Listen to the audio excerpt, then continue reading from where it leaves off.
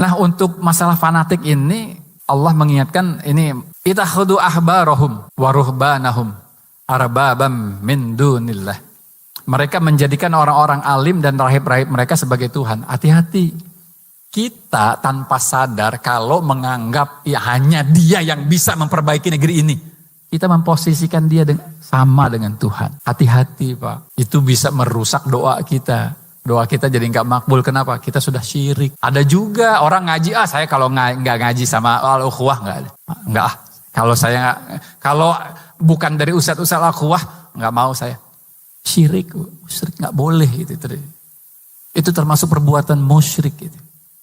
Itu fanatik disebutnya ta'assub. Saya nggak percaya sama omongan kalau bukan ustadz saya yang dari sana itu ta'assub, nggak boleh. Fanatik. Silahkan kalau memang ingin membantah hal semacam itu, hadirkan dalilnya yang membolehkan itu terjadi. Saya cuma percaya sama ustadz saya. Kalau nggak golongan ini, nggak benar. Kalau nggak kiai ini, saya cuma percaya sama kiai ini, sama golongan ini, sama teman-temannya kiai ini. Kalau yang itu, yang lain saya nggak percaya. Musyrik, syirik. Nah, itu yang membuat kita rusak tuh, itu salah satunya. Nah, ini yang harus kita perbaiki supaya kita bisa mengetuk langit, kita bisa merayu langit dengan meluluhkan bumi. Rasulullah SAW mengingatkan kita al-mu'min lil mu'min kalbunyanam yashdu ba'duhum ba'du.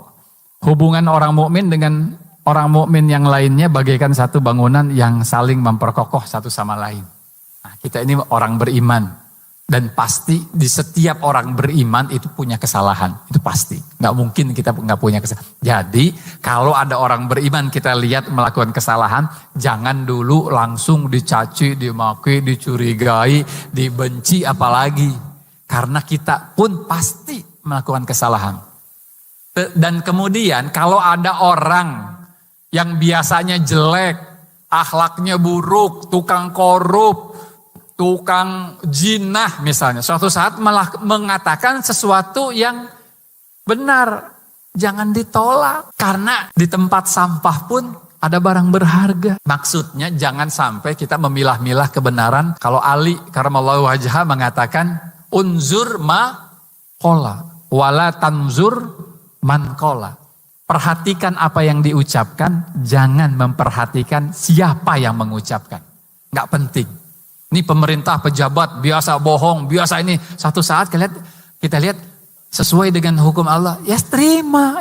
Nggak boleh kita gara-gara kita tidak suka, lalu kita benci dan menolak kebenaran dari dia. Bagi orang yang cinta sama pemerintah hari ini, batasi cintanya, nggak usah berlebihan sehingga membenci orang-orang yang tidak suka sama pemerintah hari ini. Bagi orang yang tidak suka sama pemerintah hari ini, batasi, jangan sampai membenci sehingga apa-apa yang keluar dari pemerintah selalu jelek di telinga kita.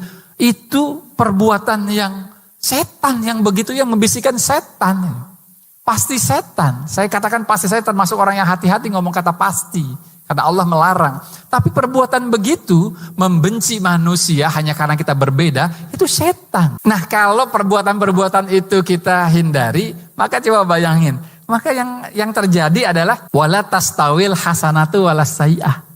Nah, kita bisa membedakan mana benar, mana salah, Pak. Karena memang Allah menjelaskan nggak sama yang benar sama yang salah itu. Idfa' billati ya ahsan. Maka balaslah keburukan dengan cara yang lebih baik. Fa idza idfa' billati ya ahsan wala tastawil hasanatu wala sayyi'ah idfa' billati ya ahsan. Fa idzal ladzi bainaka wa bainahu adawatun kainahum waliyun hamim.